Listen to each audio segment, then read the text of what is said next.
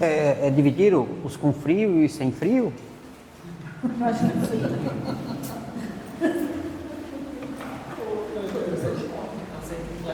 Tá bem divididinho, né? Muito bem, pessoal, vamos estudar? O senhor faz a nossa prece, faz tempo que o senhor não vem?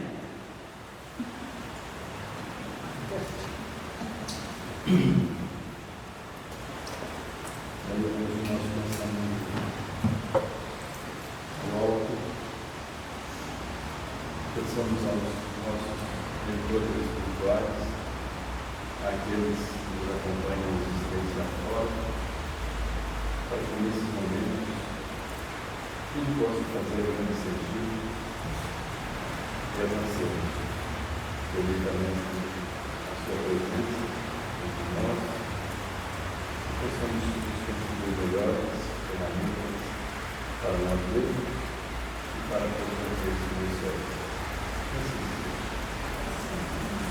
Muito bem, vamos estudar. Nós estamos na segunda parte do capítulo 14, que é o capítulo dos fluidos.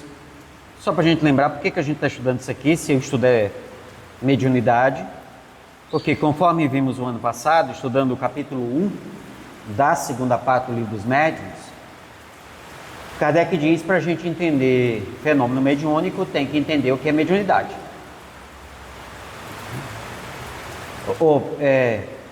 Para entender o que é fenômeno mediúnico, você tem que entender o que é perispírito.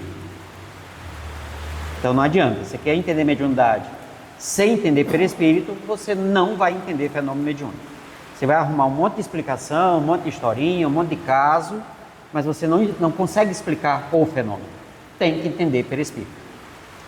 E para entender perispírito, a gente tem que entender fluidos. Ok? E nesse sentido, nós vimos que fluido e energia não são a mesma coisa. São duas coisas diferentes. E nós confundimos muito as duas coisas. Por isso que quando hoje nós falamos dos fluidos e falamos em energia, os físicos olham para a gente e dão risada. Porque fluido é uma coisa, é uma substância que produz energia ou que é produzido ou movimentado pela energia. E aí quando o físico vê a gente falando de fluidoterapia, de passo e tudo mais, está dizendo, mas peraí, para você produzir esses efeitos você precisa de uma substância. E isso não é, você não consegue fazer isso com energia. É por isso que eles acham que nós somos tongos. Entre outras coisas. Quando a gente vai para os fundamentos kardecianos que estão no capítulo 14, a gente vê que Kardec está certo, ele antecipou muitas descobertas da física em muitas décadas. Porque em nenhum momento ele trata fluido como energia. Fluido é uma substância, uma coisa. Tá certo? Acontece que na prática não tem como separar um do outro.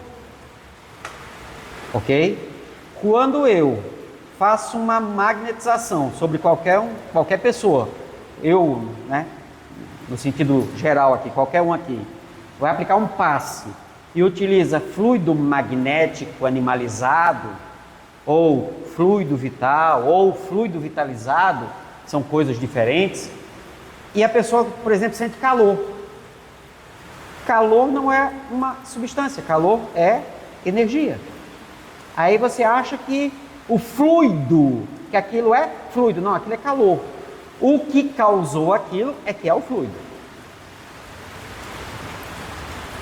Tudo bem?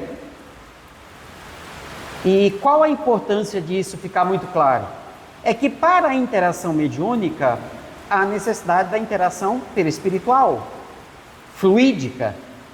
E se eu confundo fluido com energia, eu vou achar que só vai ter interação se tiver efeito. E efeito é energia, não necessariamente fluido. Você pode estar tendo uma interação mediúnica e não sentir nada, não perceber nada. Então não tem nenhuma movimentação energética. Hoje eu estava gravando um estudo que vai amanhã do pensamento de Erasto, né, com o Rafael, e na hora lá ele falou uma palavra, elementos como é? Falei elementos Aqui, energéticos. Energético não. Eu já falo aqui.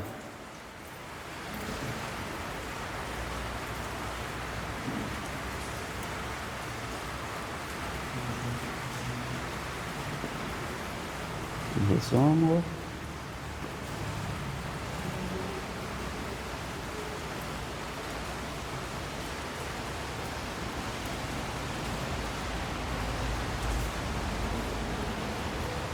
Em resumo, se os casos de tangibilidade são frequentes e os de transporte de objetos são muito raros, porque as condições são difíceis e, consequentemente, nenhum médium pode dizer a tal hora ou a tal momento obterei um transporte de objeto. Ele está analisando o texto do fenômeno de transporte, onde Erasto explica.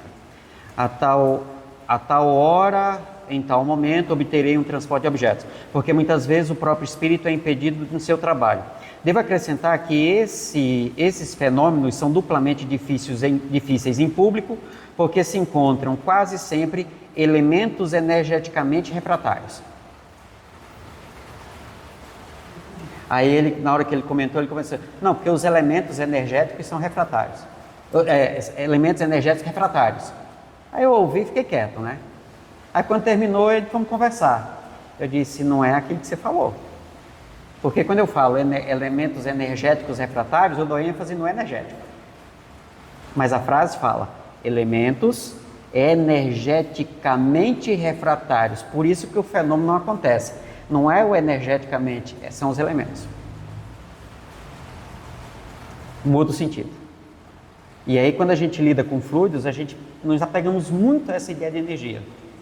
Os elementos são refratários da energia. Não, eles são... É porque assim, para que o fenômeno de transporte aconteça, tem que haver uma sintonia perfeita entre o espírito que vai causar o fenômeno e o médium que vai ser usado para o fenômeno. Porque o médium não faz nada, ele só empresta seus fluidos vitalizados, que é uma forma de que o fluido perispiritual se apresenta. Para que o fenômeno aconteça, precisa que...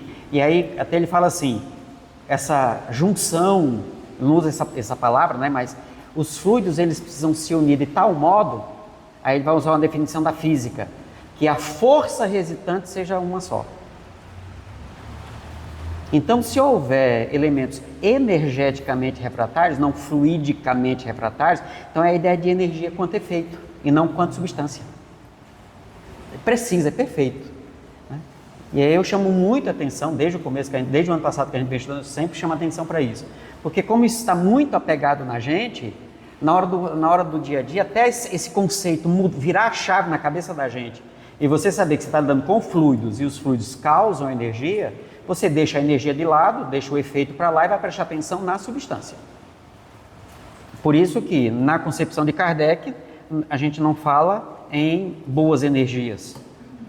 E quando falamos de bom fluido, o que determina a qualidade dos fluidos, isso a gente viu na primeira parte, a moral do indivíduo.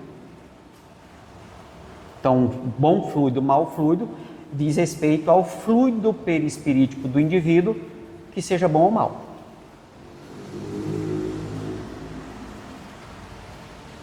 Tá. Bom, aí quando a gente viu aqui no item 22 e 23, que a gente revisou na semana passada, ele deixa muito claro isso, né? O perispírito é o órgão sensitivo do espírito. A gente pode, ao mesmo tempo, nós encarnados, isso aqui ele está falando de nós encarnados, ao mesmo tempo você pode ver as coisas pelos órgãos do sentido e você pode ver as coisas pelo perispírito. Pelos órgãos do sentido você vê as coisas nas dimensões materiais ou do mundo material, e pelo perispírito você vai ver, captar, perceber tudo que esteja além das dimensões materiais. E tudo isso vai ser processado no cérebro na mesma região, viu, pessoal? Por isso que até você descobrir, se conhecer, se identificar, você vai ter dificuldade de entender se aquelas imagens que estão na sua cabeça são captadas são sendo produzidas pela sua imaginação mesmo, né? Você produzindo, ou captando pelo perispírito. Ainda assim, é seu cérebro que vai produzir. Então, no final das contas, tudo é da sua cabeça. A questão é, da onde a sua cabeça está produzindo essas imagens, esses sons, os cheiros? É a sua cabeça que está produzindo, é seu sistema nervoso que está produzindo. Mas ele está tirando isso da onde? É de uma lembrança? É do que os órgãos do sentido estão captando? Ou é do órgão do sentido do espírito que está captando? E se é o perispírito que está captando, tem informações ali que você não tem na sua cabeça. Mas ainda assim, tudo isso que o perispírito captar, que não tem na sua cabeça, vai ser transformado em imagens, em informações a partir do que tem na sua cabeça. Por isso que 3 médiuns videntes, vendo o mesmo espírito, vão descrevê-lo de modo diferente.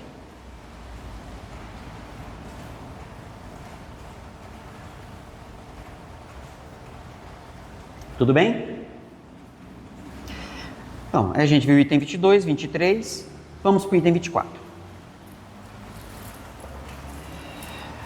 Eu estou usando a tradução do Kardecpedia, tá, pessoal?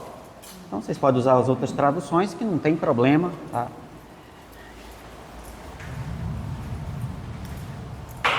Tá assim. Pois que a visão espiritual não se opera por meio dos olhos do corpo.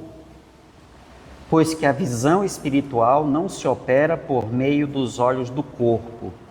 Segue-se que a percepção das coisas não se verifica mediante a luz ordinária.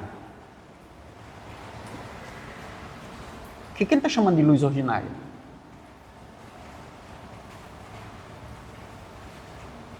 Ordinário aqui é sinônimo de comum, sabe, pessoal?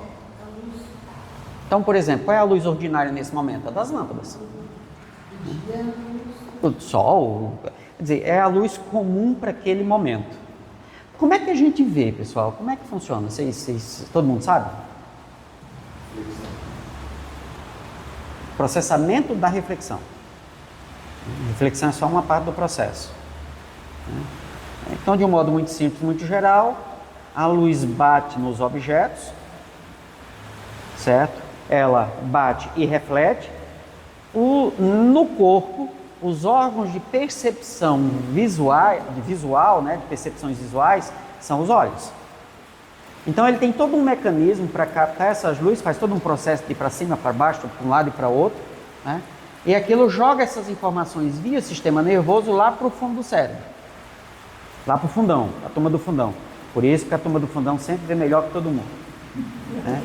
Joga lá para trás, até aí você não sabe o que está vendo.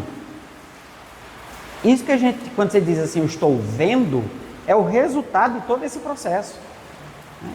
E aí depois que as imagens, que chegou lá, a parte lá de trás vai perguntar assim, mas o que é isso? Aí ele pergunta ao córtex, córtex, você que tem a função de raciocinar, me diz o que é isso? Só que, pessoal, não existe uma imagem. Existem impulsos neuroeletroquímicos. Existem neurotransmissores e substâncias químicas. Não tem imagem. Isso está rodando dentro do cérebro. Não existe imagem. Aí, vai para o córtex faz uma análise. Nessa análise, ele, por exemplo, questiona o sistema límbico. Isso é bom ou é ruim? Porque bom e ruim, certo e errado, é juízo de valor. Injeção é bom ou é ruim? Injeção dói. Não é nem bom nem ruim. Injeção dói. Dor é ruim. Não, dor não é ruim. Dor é bom. Porque a dor informa que tem alguma coisa errada. Então ela faz um bom serviço. Ela é desprazerosa. É outra coisa. Mas tem gente que tem prazer com dor. Aí precisa de tratamento. Tem algum tic-tac não está batendo legal? Aí pergunta ao sistema límbico, isso é bom ou é ruim? Até aí, pessoal, não existem imagens. São só informações neuroeletrobioquímicas. Quando vem aquela informação, enquanto isso está perguntando se é bom ou se é ruim, o córtex está perguntando a outras áreas do cérebro se tem alguma coisa arquivada sobre aquilo.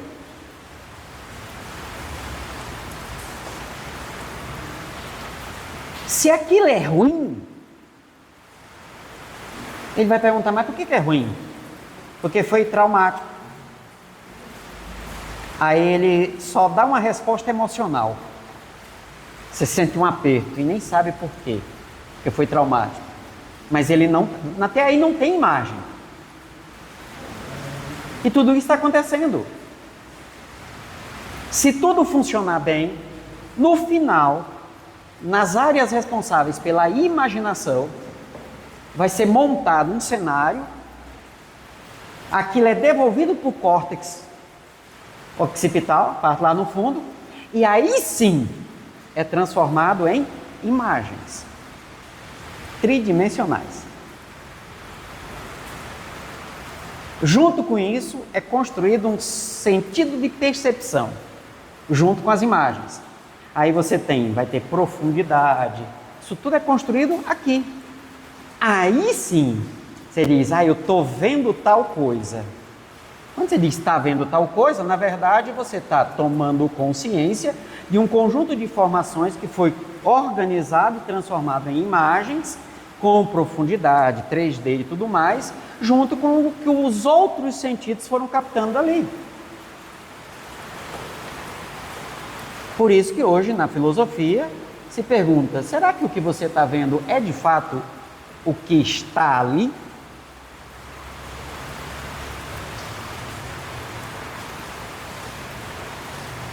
Coisa de doido, né? É por isso que Kardec vai dizer que a única realidade real é a do espírito. Porque a do mundo material é só conjunto de percepção.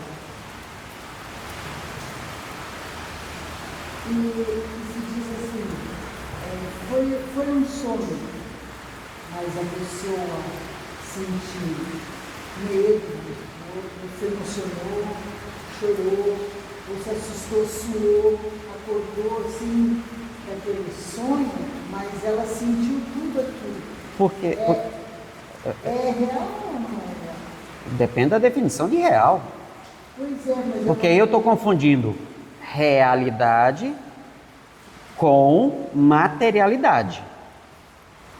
Certo? Com materialidade. Isso que nós chamamos de real, na verdade, é o resultado das operações neurocognitivas que criam um cenário que me faz sentir, me cria uma sensação de realidade. Por isso que quando Kardec está trabalhando a imortalidade da alma, ele nos leva de modo muito natural a ampliar a nossa percepção de realidade. Mas aí aquilo que eu trago das minhas vidas passadas, e que às vezes não pode ser manifestado em sonho, alguma coisa assim. Mas isso não se define como realidade, se define como experiência. Mas a pessoa experimenta. E ainda assim, a experiência é algo muito pessoal.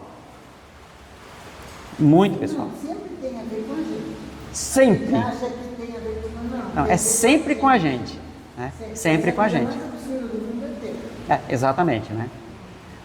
Ok, pessoal? Essa imagem, eu vejo olho um objeto, coloco na minha frente. Nunca vi aquele objeto. Eu sei o que ele é. Eu posso buscar isso. Meu cérebro busca informações.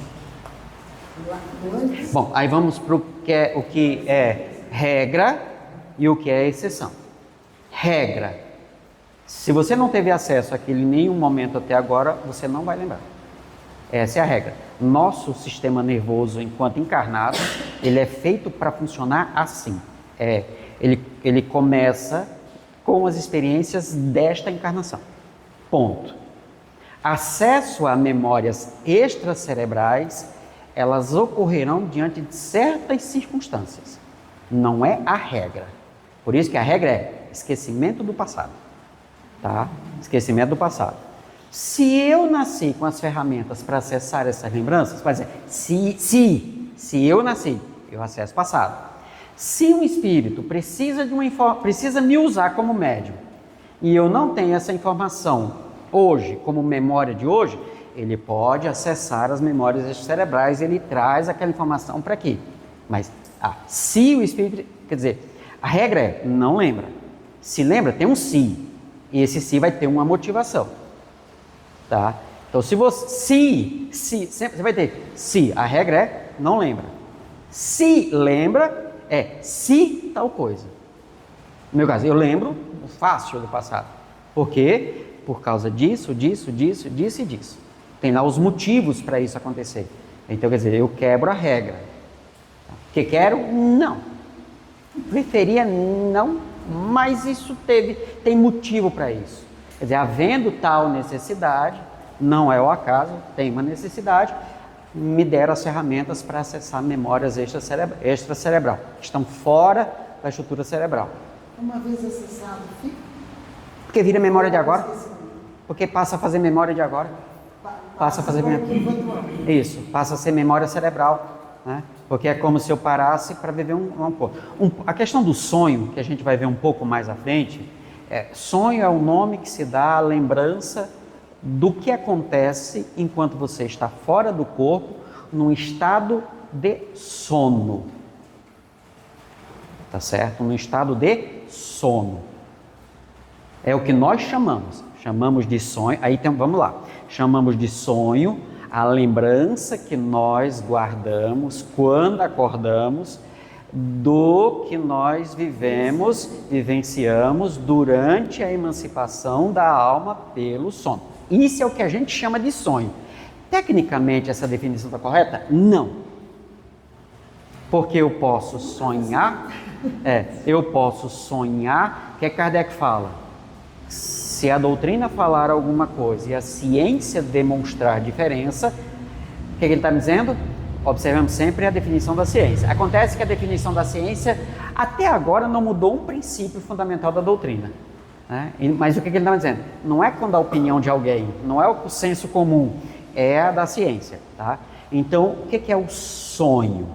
Sonho é o resultado dos processos neurológicos, hormonais, bioquímicos que acontecem no corpo. E aí a gente traz a definição que Kardec e São Luís, Santo Agostinho vão trazer. É fora do corpo e nos estados de emancipação da alma. Independente se você lembra ou não. Porque o lembrar depende de um processo que acontece basicamente no final da produção do sonho. O consciente vai definir se ele mantém ou não aquilo.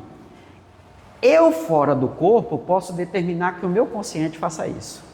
Os meus amigos espirituais podem determinar que isso aconteça. Aí o consciente prepara um filme, né, e traz para me apresentar. Aí geralmente, eu sonhei. Não, peraí, você só teve acesso a uma parte, de fato, dos sonhos. Né? Porque o sonho tem toda uma parte fisiológica. Toda uma parte fisiológica. Só um exemplo. Quando a gente entra num estado de sonho, determinadas substâncias químicas são produzidas para o fígado, para fazer uma higiene do fígado. Quando a gente dorme mal e não atinge esse nível, que é o nível que os sonhos são produzidos, não existe essa higiene do fígado. O resultado, esteatose hepática. Se tem gordura no fígado, você está dormindo mal. Se você está dormindo mal, vai ter gordura no fígado. Ponto. Processo eminentemente biológico. Aí pode dizer assim, então quer dizer que indiretamente sonho e esteatose estão vinculados? Então, tá certo? Muito bem. Pois que a visão espiritual não se opera por meio dos olhos do corpo. Segue-se que a percepção das coisas não se verifica mediante a luz ordinária. Para que eu veja todo esse processo de ver, Começou em quê? Da luz refletindo e meus olhos captando esse reflexo da luz.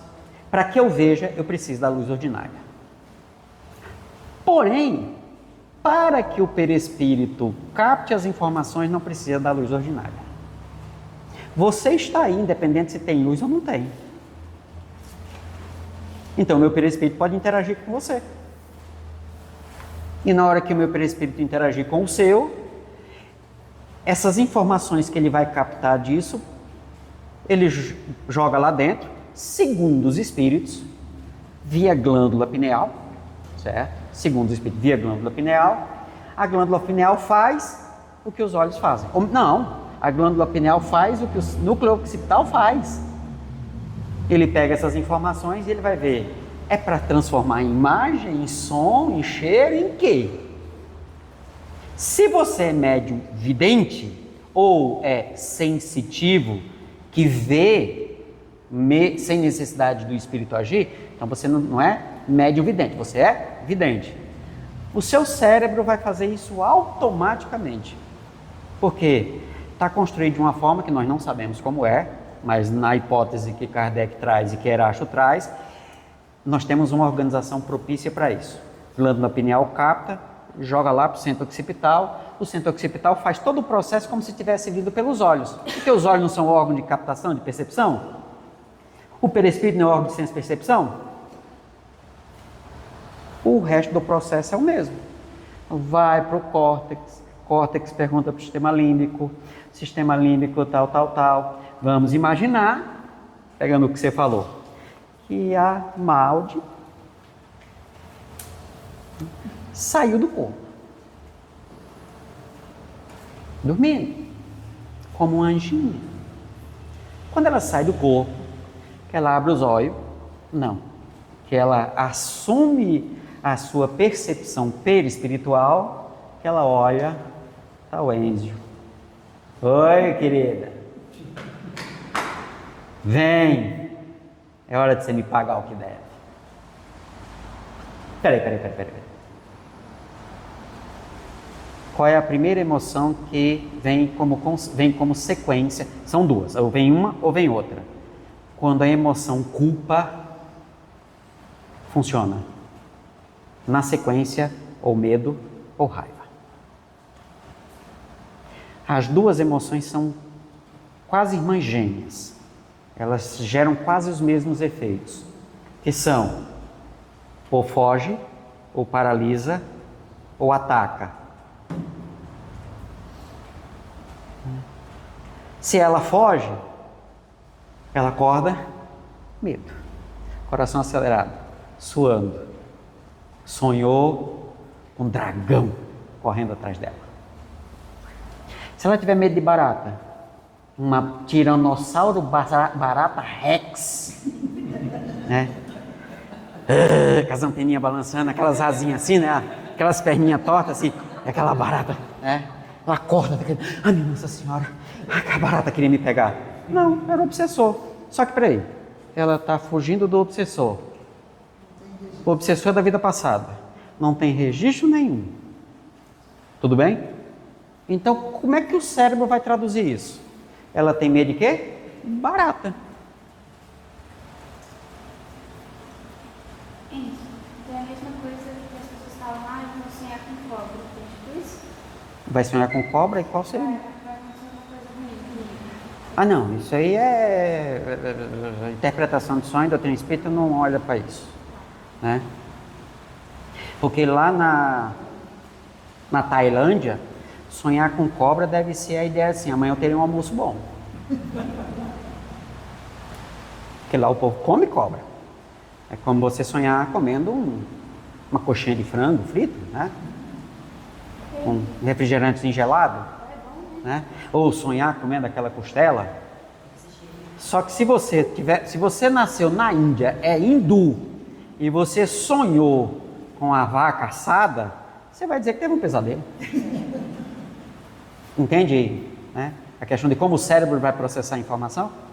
Então, as duas pessoas podem ter a mesma experiência e na hora que voltar para o corpo, a forma como o cérebro processará essas informações, porque ver com os olhos, ver com o perispírito, é só muda o órgão do sentido.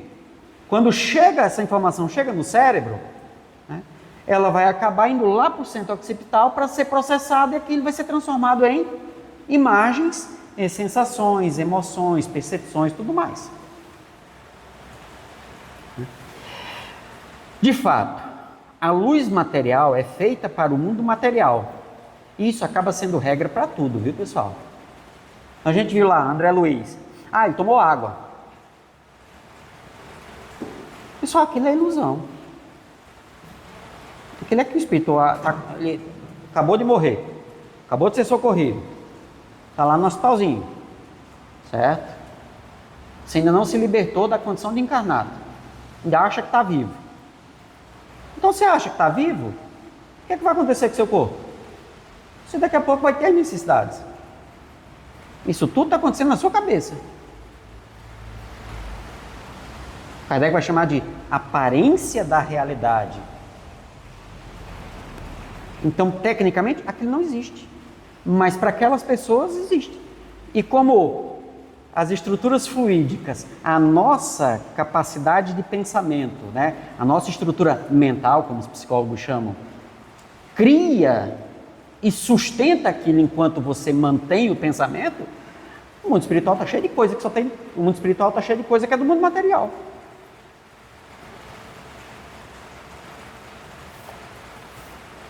Aí você vai sentir fome. Então dê uma sopa para o indivíduo. O menino espiritual é sopa. Hã? O menino espiritual é sopa.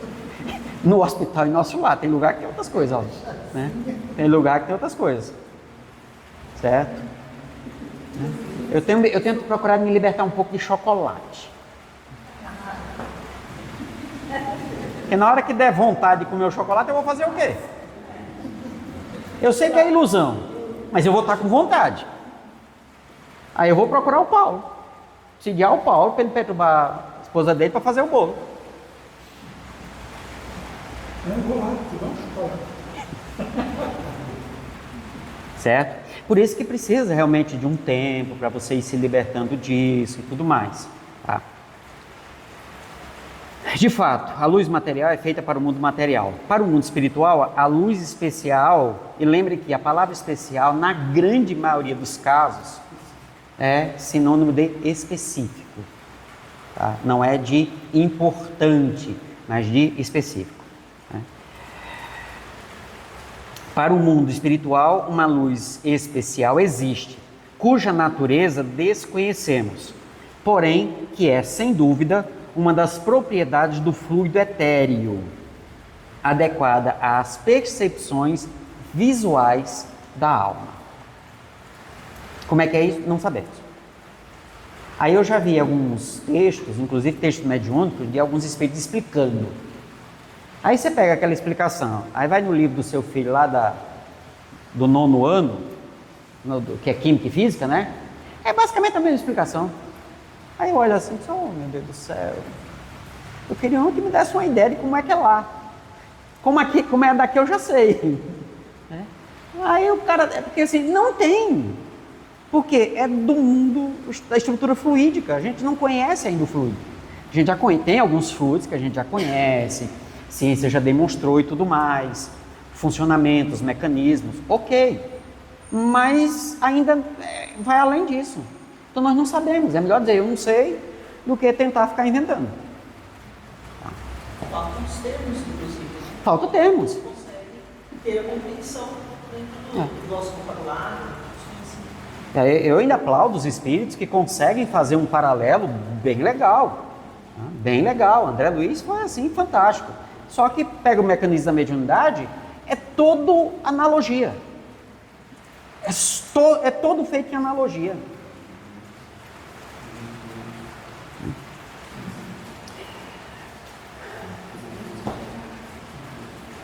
De fato, a luz material é feita para o mundo material, para o mundo espiritual uma luz especial existe, cuja natureza desconhecemos. Porém é que, sem dúvida, uma das propriedades do fluido etéreo adequada às percepções visuais da alma. Há, portanto, luz material e luz espiritual. A primeira emana de focos circunscritos aos corpos luminosos, lâmpada, sol. A segunda tem o seu foco em toda parte. Tal a razão porque não há obstáculo para a visão espiritual, que não é embaraçada nem pela distância, nem pela opacidade da matéria, não existindo para ela a obscuridade.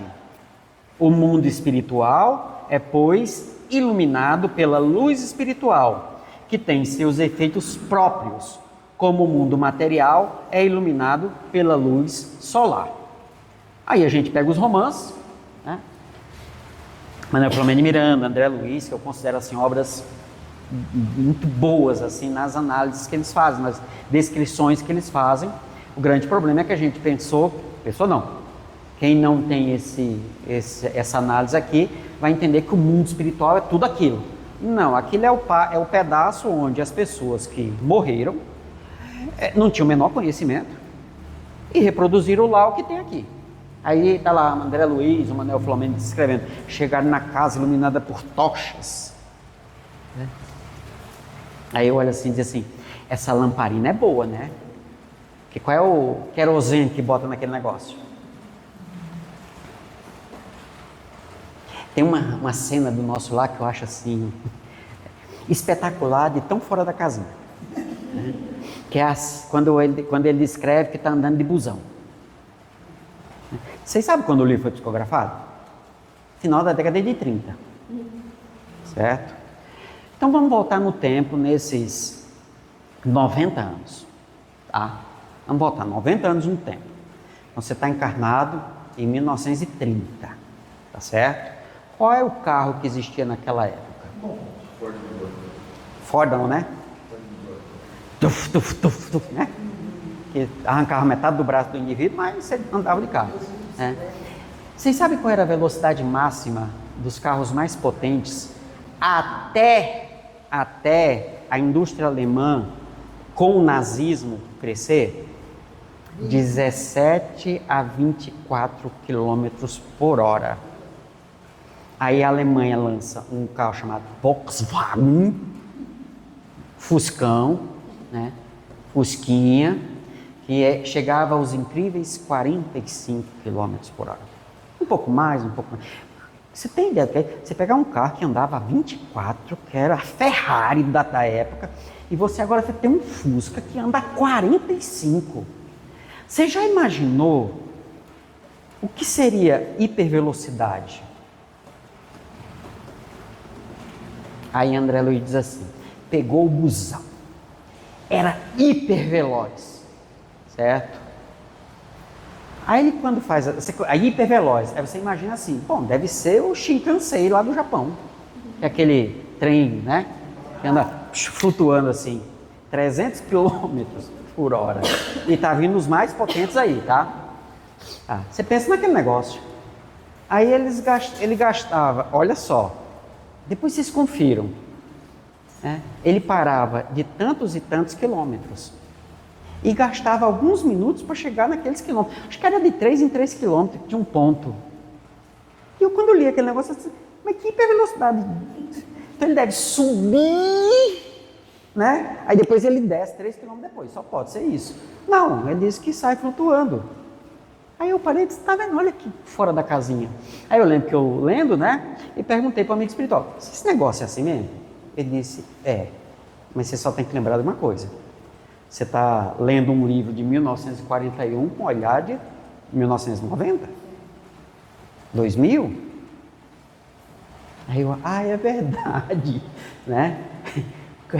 Hipervelocidade, aí eu imaginei aquele busão devia andar uns 80 por hora, 60 por hora, para André Luiz, que não andou de Fusca, o máximo que ele pegou foi 20 quilômetros. Andar a 40, 50, ele está no hipersônico.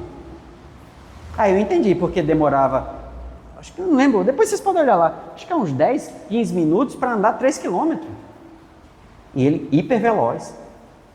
Mas André Luiz, naquela época, já não me visitava por aqui? Não. Em Nosso Lar, não. A primeira vez que ele sai de Nosso Lar é no capítulo 49.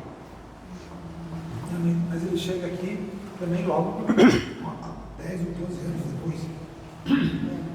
Que ele desencarna. Não tem. Né? Mas agora ele já sabe. Tá. Então, quando essas descrições que a gente tem, por exemplo, André Luiz e tal, pessoal, primeiro são analogias, que ele está dando uma ideia para a gente de coisas que tem nessa região do mundo, por isso que Kardec vai chamar de mundo espírita, e aí essas regiões foram chamadas de mundo espiritual. Quando você vai ver as traduções, é mundo espírita. Qual o título da segunda parte do livro dos Espíritos? Do mundo espírita ou dos espíritos. Quer dizer, o mundo espírita é o mundo dos espíritos. Essa região é extremamente materializada. Aí quando o pessoal às vezes insiste, porque tem que ser daquele jeito, né? Aí eu pergunto, me descreva o lugar onde a mãe de André Luiz trabalhava. E ela morava em Nosso Lar. Ela ia para outro lugar, mas ela estava lá em Nosso Lar. André Luiz não descreve.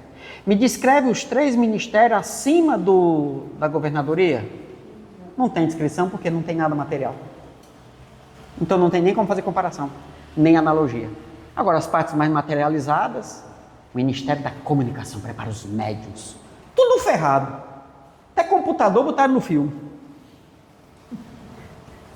Tudo ferrado os médios. E se acham. Eu leio aquelas coisas e digo, meu Deus do céu, como o povo gosta de ilusão. Né? Inclusive tem uma árvorezinha daquelas na praça lá que já tem coração. Né? Item 25. Assim, em volta no seu perispírito, a alma tem consigo o seu princípio luminoso. Olha, preste atenção aqui. O que é que ele disse no item 24? Que existe uma luz própria do mundo espiritual. Tá? O que é que ele está dizendo aqui? Repete aí. O perispírito, cada um tem o seu perispírito, né? Que tem a luz própria. Seu princípio luminoso. Princípio é sentido de origem, tá? Princípio é a origem. A ideia de origem, a ideia que faz o que de fato é. Espera aí. Agora me deu a seguinte ideia. Para a visão ordinária, a luz bate, ela vem, os olhos captam. Espera aí, ele está me dizendo aqui que é essa luz que me faz ver, além de ter uma luminosidade natural da estrutura fluídica, essa luz parte daqui para lá? Será que é essa a ideia?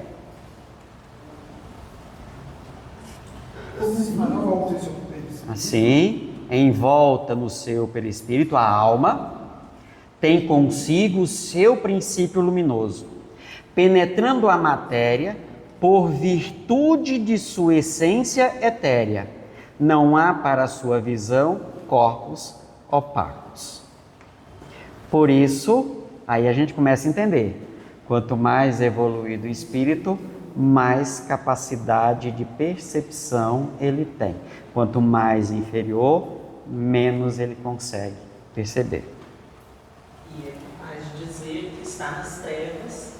Exatamente. Ou seja, E aí na reunião mediúnica, contei aqui aquele caso de estava lá a média, tinha 3 médios aqui, uma médium aqui, outra médium aqui, um médio aqui, né? Aí aqui veio uma encarnada, deu comunicação a essa médium, né? Que pedindo pela mãe, né? Ela saiu do corpo, foi lá no hospital, viu lá ao lado da mãe 5 espíritos, obsessores, e veio pedir ajuda, para ajudar a mãe, né? Aí a mãe sai fora do corpo, porque estava em coma, né? Já achava que tinha morrido, veio e deu comunicação para o médico da ponta. Aí eu olho, né, e vejo lá a menina dando comunicação aqui para uma médium, a mãe se aproximando, tentando dar comunicação aqui. Aí eu levanto, né, e vou lá. E aí eu vejo o que a menina está vendo, os 5 espíritos. Só que quando eu vejo os 5 espíritos, assim, é tudo peão. E cadê o chefe? Aí eu vejo o chefe. Quando eu vejo o chefe, aí eu puxo ele. Aí ele vem, se encosta na média do meio, né? 3 médios dando comunicação ao mesmo tempo. Aí eu vou na menina assim, pode voltar para o corpo. Só que a menina, quando pediu isso, ela fez uma prece para Nossa Senhora, pedindo para Nossa Senhora ajudar. Aí a menina aparece aqui, né? Aí eu peço, não, pode voltar para o seu corpinho, pode dormir, mamãe vai ser atendida tal. Aí eu vou para trás do médium dando comunicação da mãe. Só, a senhora não morreu, volta para o corpo. Ainda não morreu, mas continuar de jeito vai morrer de desespero. Volta para o corpo. Aí o obsessor começou a dar comunicação. Quando o obsessor começa a dar comunicação, o ambiente da sala começa a se iluminar. Porque chega quem? Enviada, um espírito enviado por Maria para acolher aquele espírito para atender todo mundo. Quer dizer, instantaneamente, o ambiente fluídico espiritual se ilumina com a presença daquela pessoa. Vocês estão vendo o que a Kardec está falando aqui?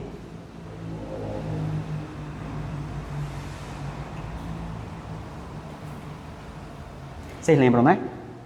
Mas André Luiz também fala da luz desses espíritos mais elevados. Exatamente. Aí é que a gente começa a entender por que a nossa capacidade de percepção fora da reunião mediúnica, ela depende da assistência dos amigos espirituais, porque a gente é fácil de ver os obsessores e tem dificuldade de ver, por exemplo, o anjo guardião. E quando a gente não vê nada, mas existe uma emoção muito forte, uma coisa do outro lado. Seu perispírito o seu corpo está processando as informações via sistema emocional e não necessariamente via os sistemas de percepção, como visão, audição, certo? Olfato, né? Então, assim, envolta no seu perispírito, a alma tem consigo o seu princípio luminoso. Penetrando a matéria por virtude de sua essência etérea, não há para a sua visão corpos opacos. Assim, quando ele fala alma, Encarnado, está falando da gente. da gente. Da gente. Você veja que lá na primeira parte, em alguns momentos ele está falando do espírito, a parte tal, mas quando ele chega ali do item 18 para frente, ele fala especificamente da gente, dos encarnados. Esses fenômenos aqui, ele está falando de nós encarnados. Visão espiritual. A nossa visão espiritual, que é a visão ordinária, né? Essa nós já conhecemos. Ele está mostrando que a visão espiritual, o órgão é o perispírito. E que o processo acaba sendo o mesmo. Só que ele está trazendo mais elementos agora. Porque para a visão ordinária eu preciso que a luz reflita e eu consiga captar. Aqui ele está trazendo um outro elemento.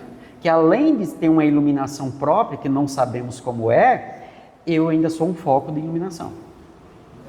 Dependendo do meu foco de iluminação, eu vou ver mais ou menos. Exatamente. Aí começa a ficar fácil de compreender uma coisa que, por exemplo, André Luiz descreve, Manuel Flomendo, você vai encontrar isso vasto na literatura mediúnica, né? Os espíritos estão lá em cima, assim, ó, amanhã nós vamos descer lá nos buracos, né? Vamos descer lá nas regiões trevosas, né? E aí o que é que eles fazem? Eles têm que reduzir essa sua capacidade num processo de profunda humildade. Senão você não consegue fazer isso, né? E de profundo amor ao outro. Aí você se apaga. E que quando chega lá no final do romance, no final do livro, aquele espírito se expande e todo mundo se afrouxa. Todo mundo se afrouxa, né? Então, o fator limitante está na capacidade do inferior em enxergar a luz do superior ou na capacidade do superior diminuir para que ele possa perceber. Mas aí ele faz propositadamente. Ele tem todo. Essa é a diferença. Nós não sabemos fazer isso ainda, né? Porque qual é a vivência que nós temos como seres luminosos que já somos? Porque querendo ou não, nós como espírito, nós estamos hoje encarnados no mundo de provas e expiações que está indo para a regeneração, certo? Então, por mais inferiores que nós sejamos, nós somos espíritos muito mais superiores do que aqueles que estão lá no mundo primitivo.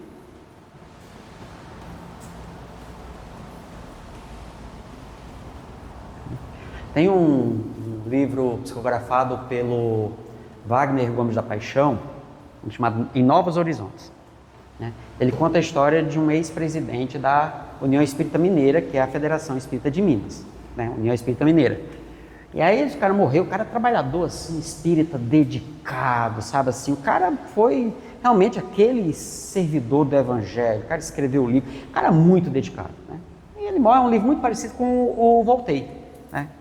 Que é o irmão Jacó, presidente da Federação Espírita Brasileira, tudo mais. E aí, primeira vez que... Aí mostra todo o processo de desencarne dele, bem interessante, bem legal, os conflitos, né?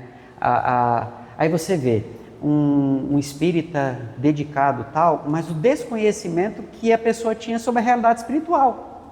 Porque se nós formos olhar, estudar Kardec mesmo, assim, sério, como a gente está lendo aqui, lendo frase, como hoje conversando com o Rafael, diz assim, olha, a forma como a frase foi colocada, ela inverte o sentido, né? Isso é coisa da década de 80 para cá, certo?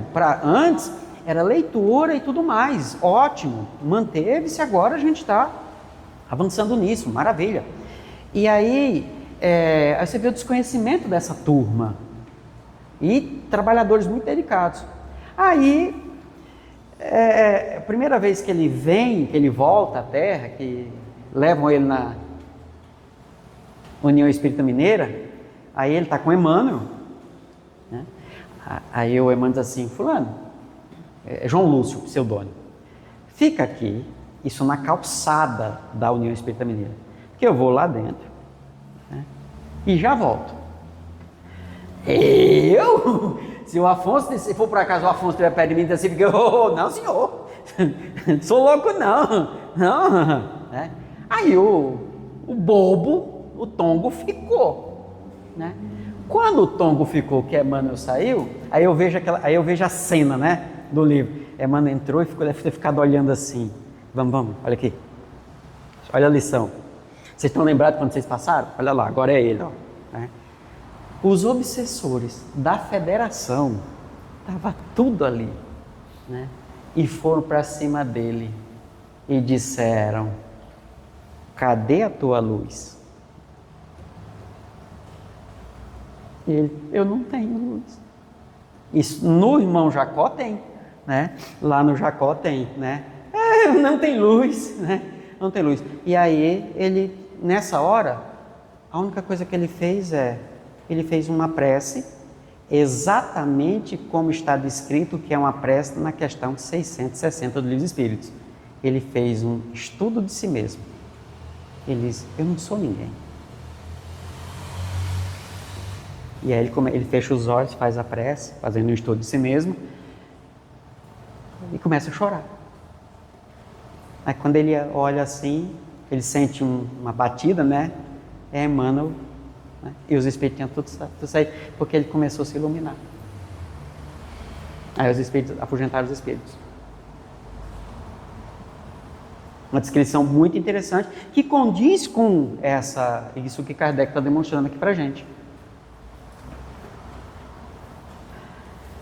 Entretanto, a vista espiritual não é idêntica, quer em extensão, quer em penetração, para todos os espíritos.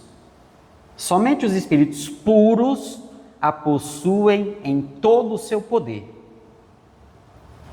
Isso quer dizer que um espírito puro consegue ver tudo e todos de uma forma que a gente não tem como captar, como pensar.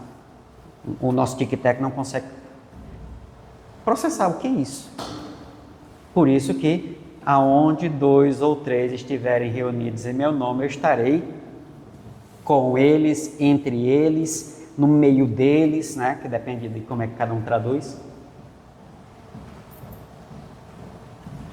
E ele sabe o que está acontecendo.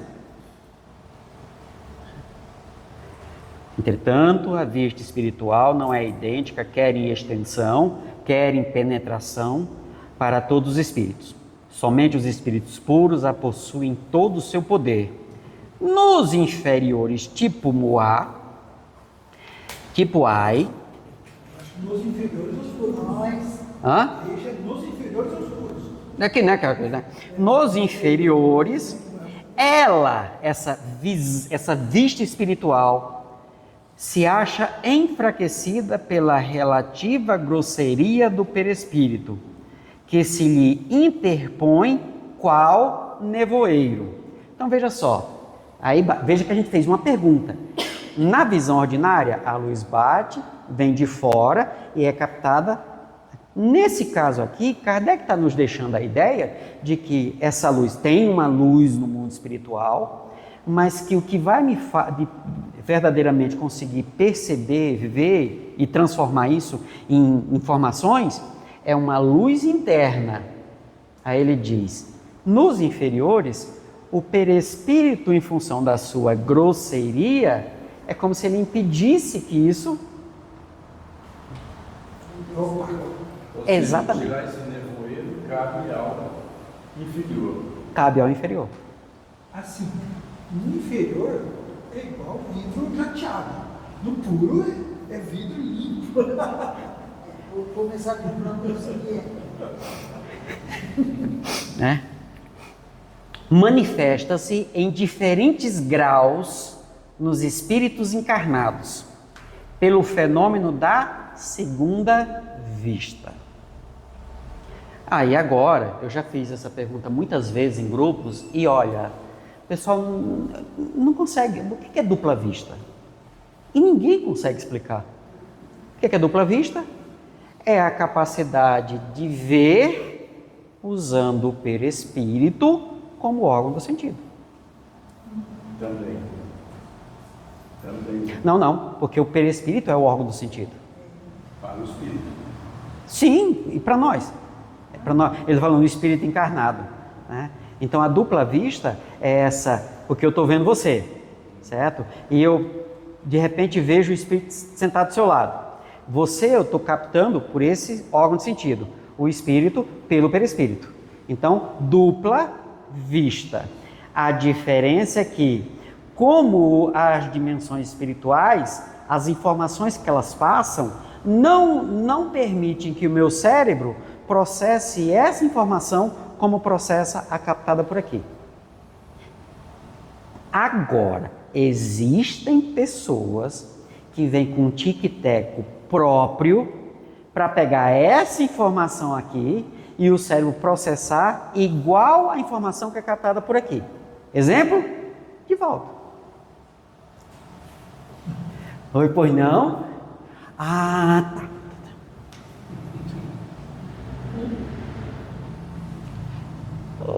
Ué, mas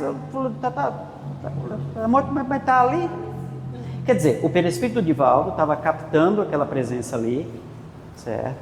E o cérebro dele processou as informações e criou uma imagem no mesmo nível de tridimensionalidade que é as informações captadas pelos olhos. Então, é o Divaldo.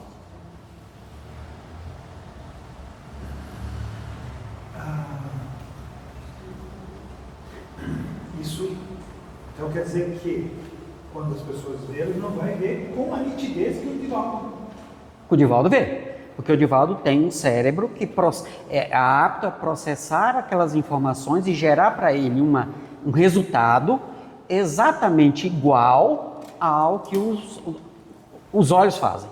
Então, o cérebro dele tem essa capacidade.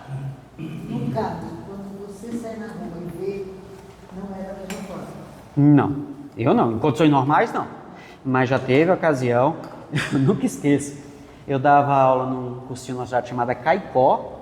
Então eu saía do cursinho, depois ia jantar com os professores, às vezes com os alunos e tal.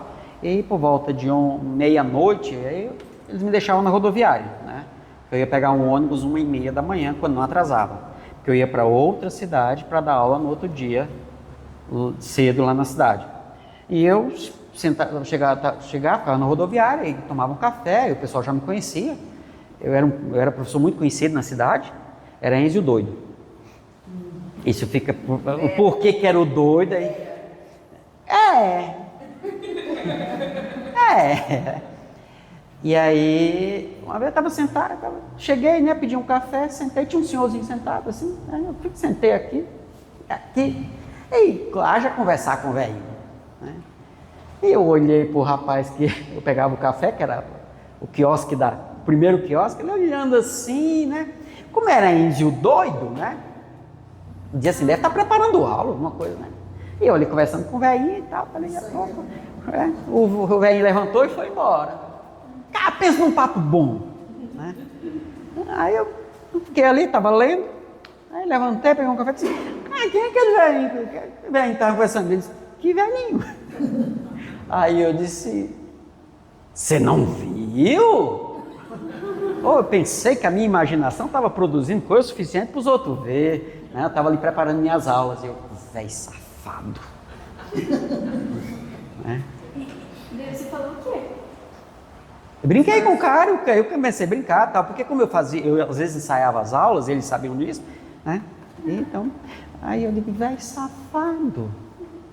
Né? E nunca mais digo velho. Isso já aconteceu comigo. Então, e estava ali, para mim, estava dessa forma. Quer dizer, naquele momento, o meu cérebro funcionou como o cérebro do Divaldo, mas isso não é o comum. E como é que é o comum para você? A melhor resposta para isso é, eu sei. Eu sei, certo?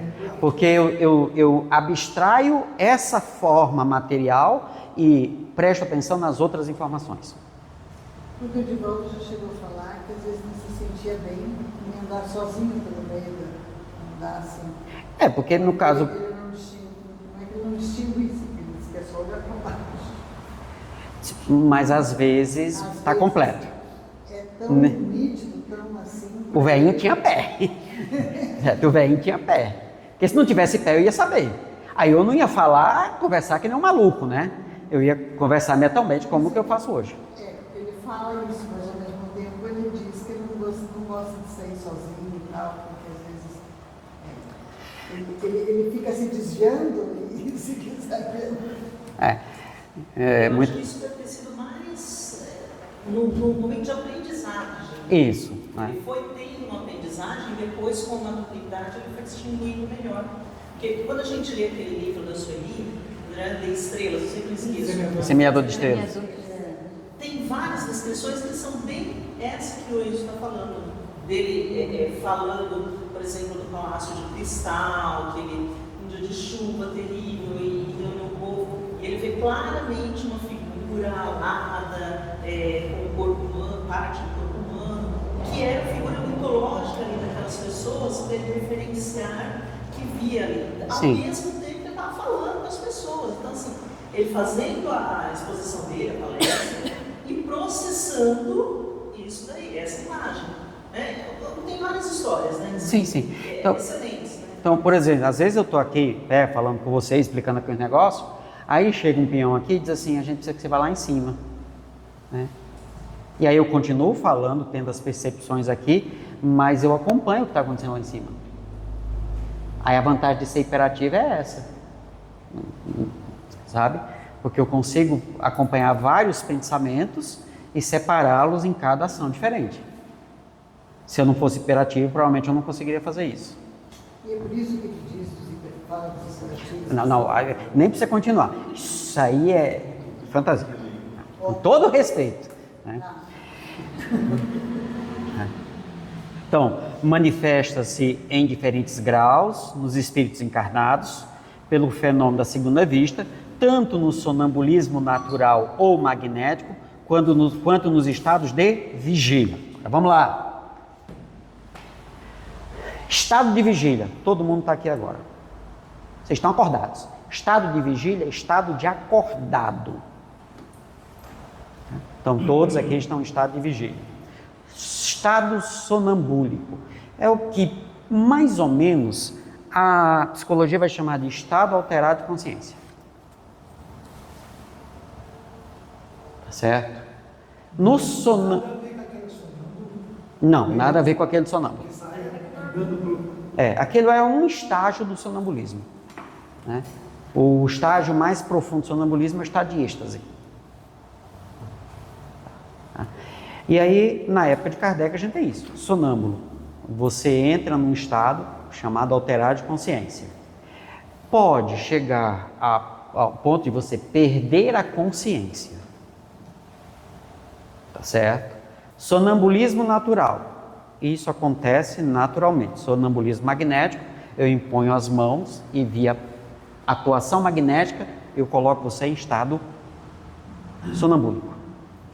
Isso não tem relação com estar ou não na ideia do consciente ou inconsciente. Por isso que Kardec vai chamar sonâmbulos lúcidos. Você está em estado alterado de consciência, mas você está vendo e percebendo tudo que está acontecendo. Tanto dos dois lados. Dos dois lados. Dos dois lados. E o sonambulismo aqui é uma mediunidade ou não? Não, não. Sonâmbulo seria uma capacidade anímica.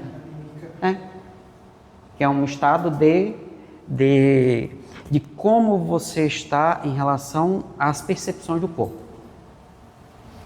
Tá certo? É especificamente da alma. Então você não vai ver um espírito em transe. Que transe é uma coisa que na época de Kardec nem se falava nisso. Depois é que vão falar nisso, tal, questões magnéticas, atuação magnética.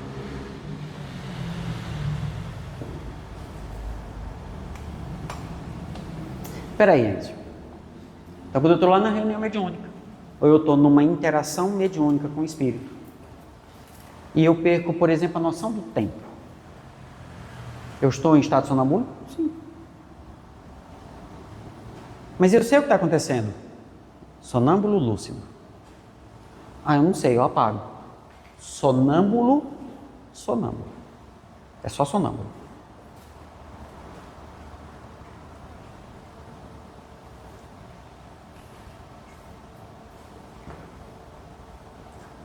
Esse sonâmbulo é aquele que está relatando o que está acontecendo, mas ele não lembra disso que acontece. Depende.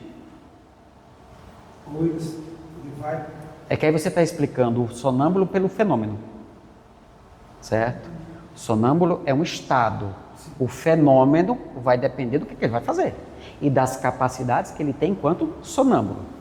Por isso que o problema de eu explicar as coisas pelos romances.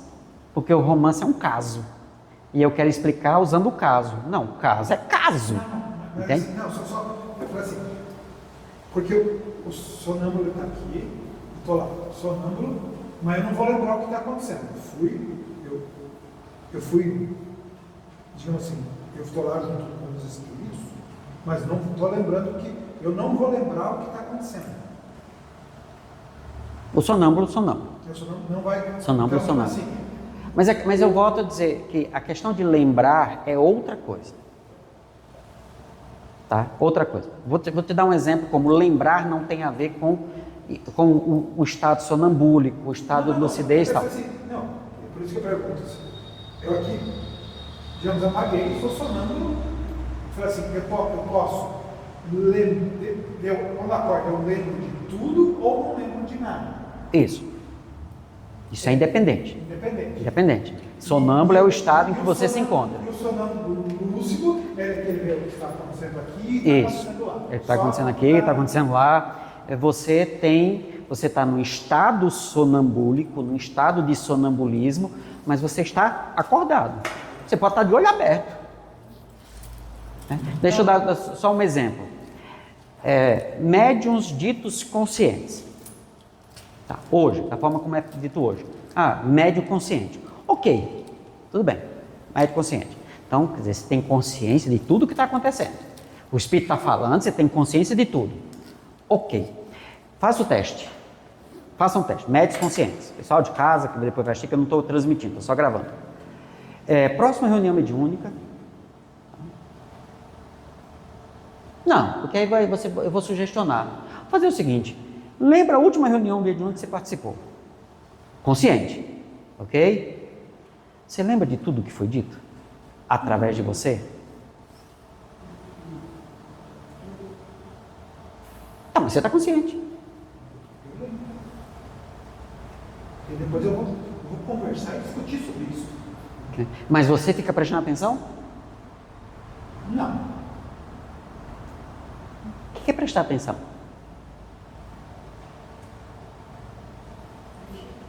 Se o Espírito está falando através de você, você está ali ouvindo para depois chamar, então você está prestando atenção.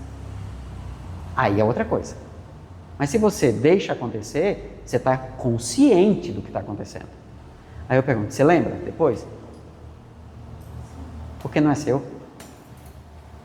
Você só vai, às vezes você está ali acompanhando, aí quando vem uma situação, uma fala, aí você dá atenção. Aí você lembra e não esquece. Mas se deixar só fluir, você não lembra. Tá, mas peraí, não disse que o inconsciente é o que não lembra? Então eu sou um médico consciente que não lembra? Então eu sou consciente ou inconsciente? Não, mas eu sou consciente porque estou acordado. Então acordado não tem relação com lembrar ou não lembrar? Aí por isso que eu prefiro Kardec. Lúcido, totalmente acordado, sente tudo, percebe tudo. Entra em estado sonambúlico. Aí tem variações. No estado sonambúlico você pode manter a lucidez.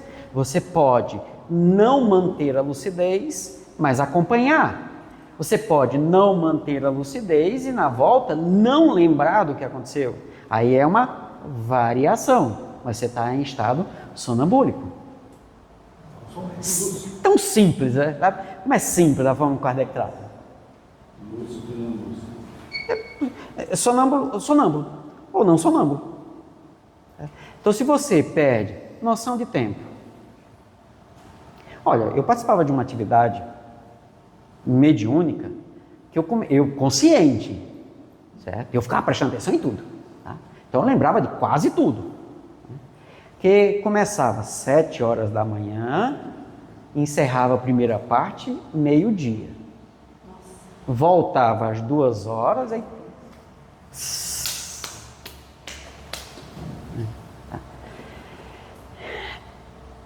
Eu sentia vontade de fazer xixi 5 minutos depois que terminava.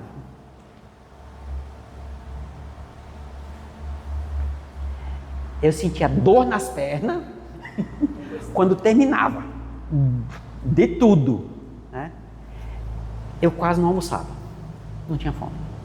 Mas depois que terminava, vinha a fome do capiroto. Percebe? E cadê as funções? Não tomava nem água, não sentia sede. Mas 10 minutos que terminava a atividade ali no meio-dia, era sede, era vontade no banheiro, parece que parava tudo aqui, sabe? E perdia a noção de tempo, mas nunca passou do meio-dia. Assim, na reunião mediúnica, normalmente a gente perde a noção de tempo. É por isso que o coordenador tem que estar com o relógio. Quer dizer, perdeu a noção do tempo, você não está captando a noção de tempo que enquanto você está no corpo, vinculado ao corpo, captando as percepções do corpo, você tem normalmente. Quer dizer, você está num estado alterado de consciência. Você está num estado de sonambulismo leve. Cara, eu só vim entender isso quando eu li os clássicos do magnetismo. Porque eles explicam o que é o sonambulismo na perspectiva do magnetismo, que é a mesma que Kardec adota. E não na perspectiva da psicologia, que é mais atual. Por isso que é diferente. Estamos falando de um fenômeno magnético, que pode ser natural, pela própria pessoa, ou induzido. É o sonambulismo magnético. Eu vou lá e faço uma atuação magnética. Mas, em todo caso, no sonambulismo natural, é você que está fazendo o processo. Então, você está atuando magneticamente em você. Então, de qualquer forma, mesmo no magnético, a pessoa tem que ter aquela disposição. Sim. Porque como sonâmbulo, eu posso ser usado como médium. E a mediunidade, para que ela exista, ela tem que ter uma predisposição orgânica. Por isso que o fenômeno do sonambulismo ele é orgânico, mesmo vinculado a questões magnéticas. Por isso que o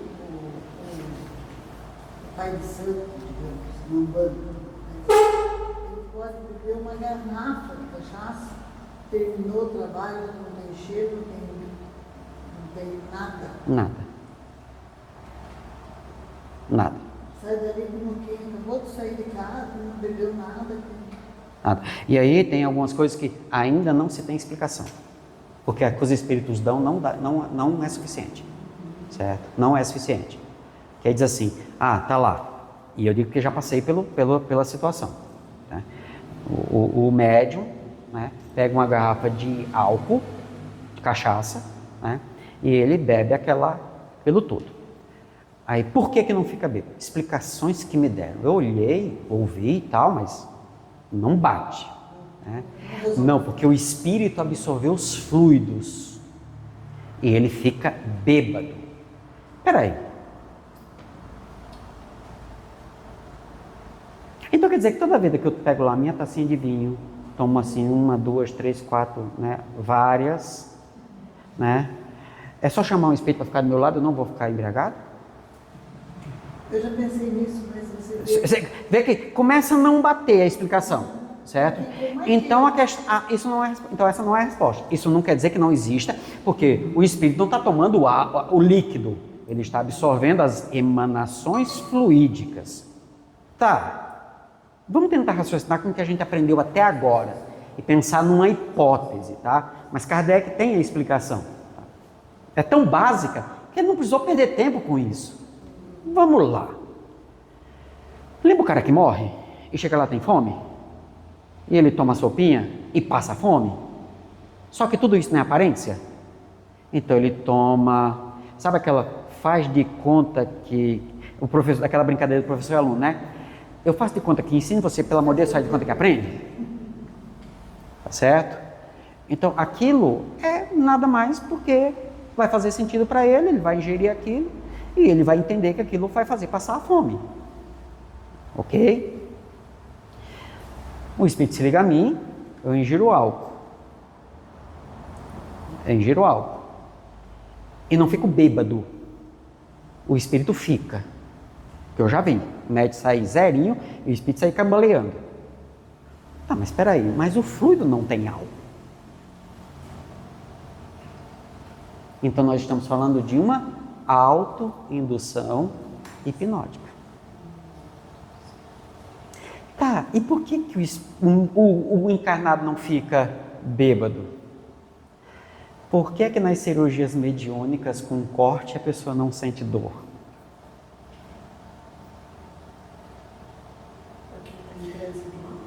Não, porque os espíritos cortam eles atuam fluidicamente nas regiões neurológicas de dor. E assim? Desliga a chavinha da dor. Mas como assim? Mas o líquido aqui. Não. O líquido está aqui. Mas assim, não pode ser também como a água fluidificada, ali eles também modificam, os espíritos eles modificam. Não. Não? Porque para você fazer isso, você tem que ter conhecimento para tal. E isso acontece com espíritos extremamente ignorantes. Não, mas assim, talvez aquele espírito que seja o anjo da guarda. Não, eu já vi acontecendo ali com espíritos extremamente ignorantes. Então não é uma questão de conhecimento. Realmente. Quer dizer, o fenômeno acontece. As explicações que são dadas são, não, é porque o fluido é isso e tal. Por desconhecimento de fluido, a explicação satisfaz. Quando você entende de fluido, espera aí, não é bem assim. Então qual é a explicação? Não sabemos porque nunca parou, nunca ninguém foi lá estudar o fenômeno para entender o que de fato acontece. Então eu teria que pega o camarada, certo? O médico terminou a reunião e disse assim, deixa eu dar um pulinho em você, deixa eu tirar aqui um sanguinho seu. Chuf, né? Vai pro sangue. Qual a dosagem alcoólica? Porque o álcool está ali, o álcool é uma substância química. O espírito não tirou a substância química. Para fazer isso ele tem que ter conhecimento. E isso acontece com espíritos que não têm conhecimento para fazer isso.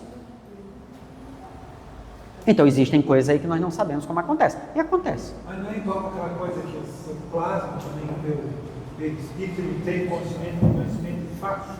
Hã? Não, assim, quando você não tem conhecimento para mudar seu espírito, tem ali, mas você faz, tem uma aparência. Sim. Não pode ser da mesma forma. Mas aí estamos falando do espírito, é a parte do espírito que é a indução hipnótica. A parte do espírito é fácil, autoindução hipnótica. O cara vai sair chapadão. Maravilha, certo? Maravilha. Não é o fluido, porque é uma substância química que eu ingeri quimicamente. Então, aí a questão é, na parte do espírito já é fácil, temos a explicação muito simples. A autoindução hipnótica.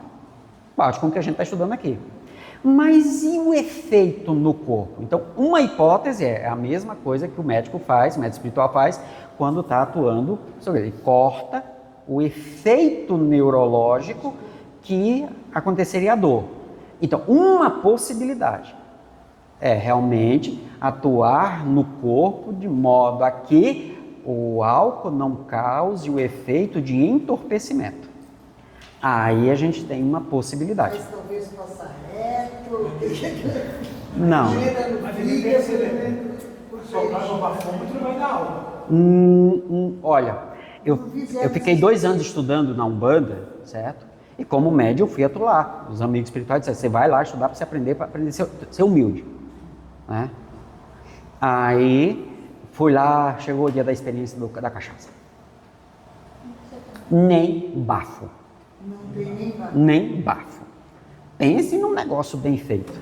Né? Pense num negócio bem feito. Quer dizer, é isso que caberia estudo? Caberia para a gente entender como esses efeitos que são anulados, ou como a gente estudou lá na terça-feira, neutralizados os efeitos de substâncias químicas.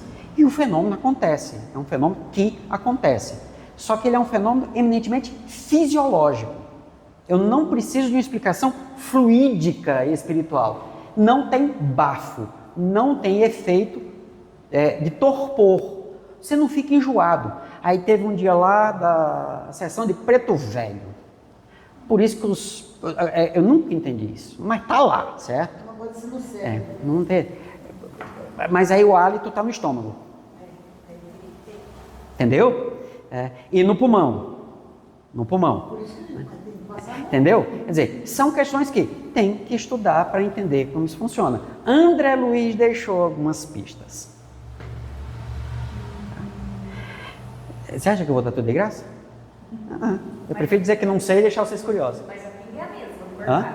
A pinga é a mesma no mercado. Total. Eu comprei uma São Francisco, já que eu ia usar cachaça, que fosse pelo menos uma cachaça com o nome de um santo. Mas no dia de uma festa lá de preto velho, cara, aqueles preto velho morre tudo, deve ser tudo diabético. Porque é tareco, é mariola, né? E muito mel. Eu não aguento coisas muito doces. Um doce realmente que é chocolate, eu nem gosto muito doce, né? Cara, eu nunca botei tanto mel para dentro de mim. E terminou nem água.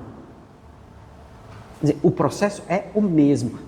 O efeito é daquela substância, daquele alimento, daquele líquido, ele é neutralizado.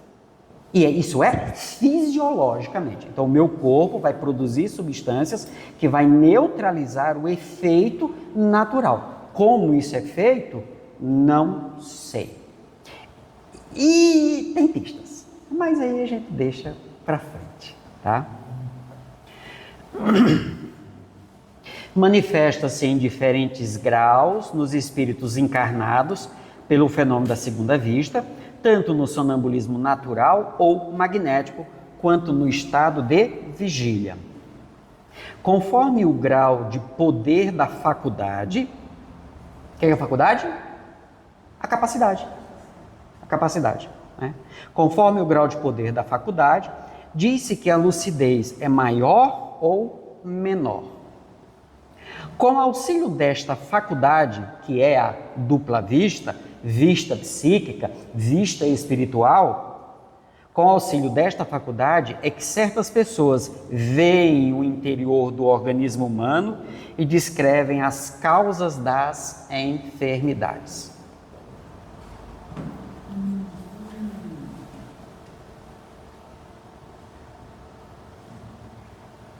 cara tem um ultrassom no perispírito. É.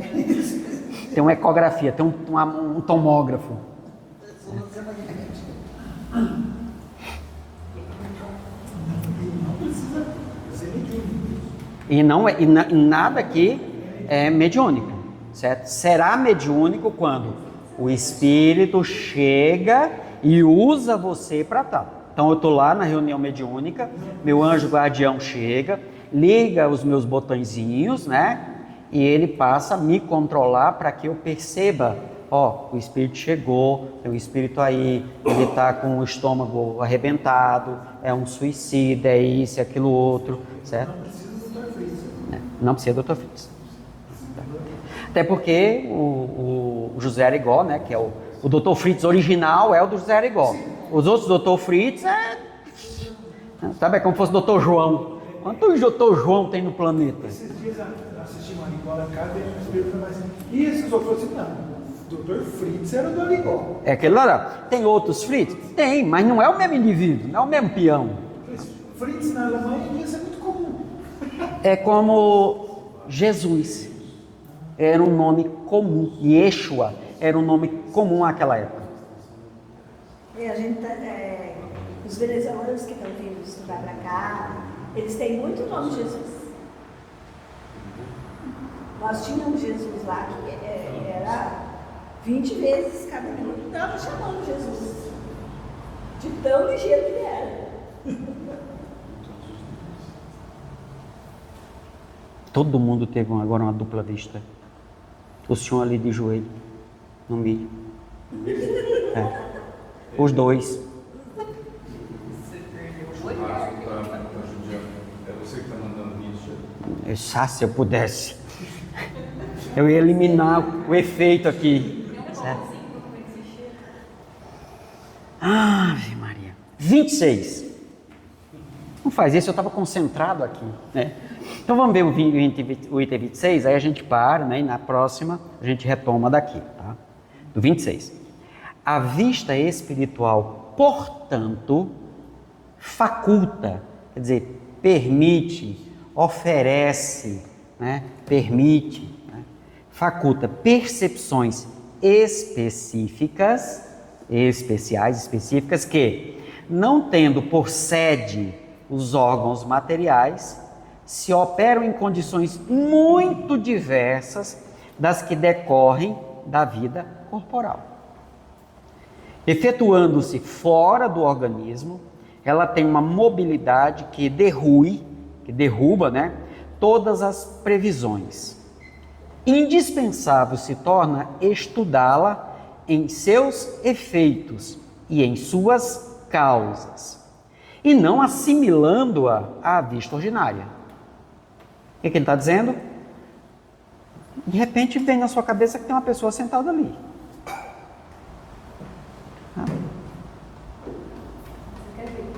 Aí você quer que seja assim, né?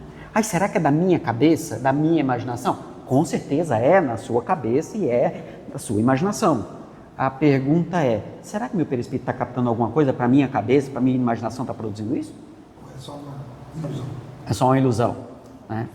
A questão é que é complicado, porque muito do que o cérebro produz, que não tem essa tridimensionalidade da percepção, a gente chama de ilusão. Sabe? Eu já volto para dar um exemplo disso aí. Efetuando-se fora do organismo, tem ela uma mobilidade que derrui todas as previsões.